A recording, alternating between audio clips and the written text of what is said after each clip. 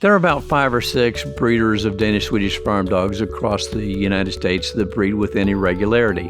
And all of those breeders work together. We communicate routinely, and we do about anything that we can possibly do in order to make sure that people get the best puppies possible.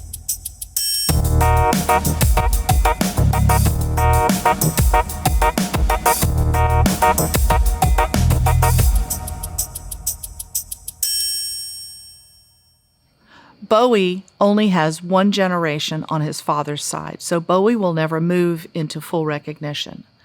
Bowie's grandchildren will be the 3rd generation from his father's pedigree, so Bowie's grandchildren will be able to be fully registered and recognized in the working group of the AKC.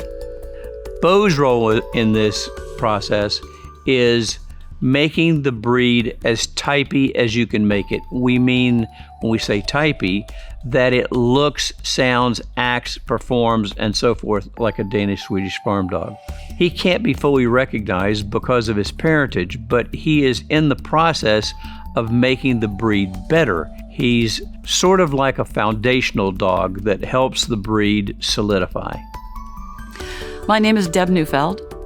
I am an AKC obedience and rally judge, and I co-own Bowie with Amy Kincaid.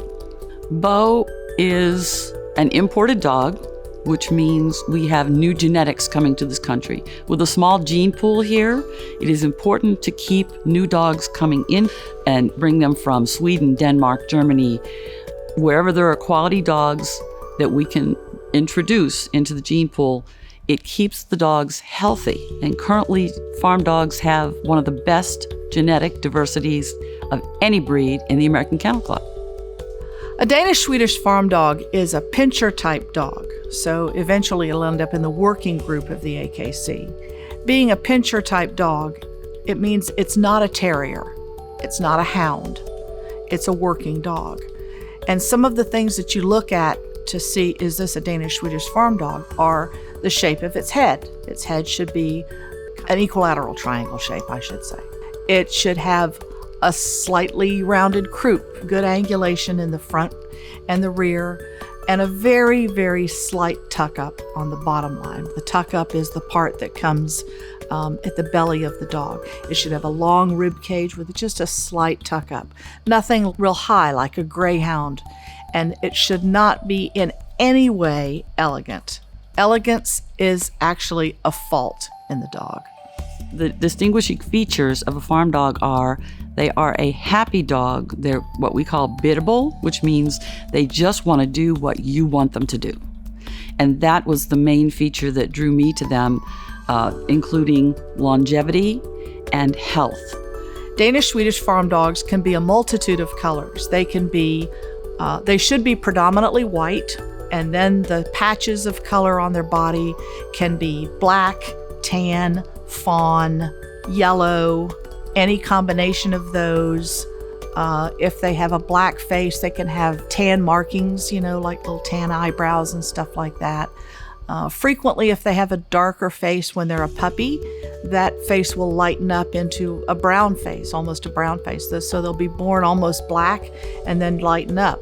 But others don't carry that lightening up gene, so their face may stay black. Kind of the way you look at that when they're a tiny puppy is they'll have little brown rims on their ears if it's going to lighten up. But if it's just a solid black ear, chances are it's going to stay black. The American Kennel Club is a registry of purebred dogs. They keep track of the parentage and the lineage to ensure that the dogs are purebred and can do the work that they were designed to do. So collectively, they control the quality, the health, and the working abilities of every dog in the United States. Danish Swedish Farm Dogs are currently in the miscellaneous group, and we hope that they'll be fully recognized within a year or so. Our hope for Bo is that he's going to be the grandfather of future generations of champions. Bowie is going to build the future of the Danish Swedish Farm Dog in the United States. Boobs out, shoulders back. When did you get boobs? I bought them I won them in a raffle basket. Best $40 I ever spent. If you like this video, subscribe and click like to see more.